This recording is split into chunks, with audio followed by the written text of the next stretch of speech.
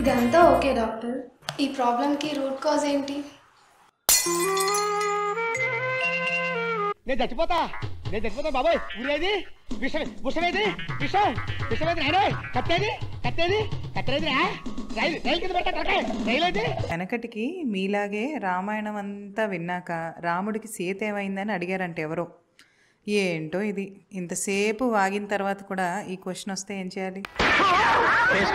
90 crores minus 1. God is great.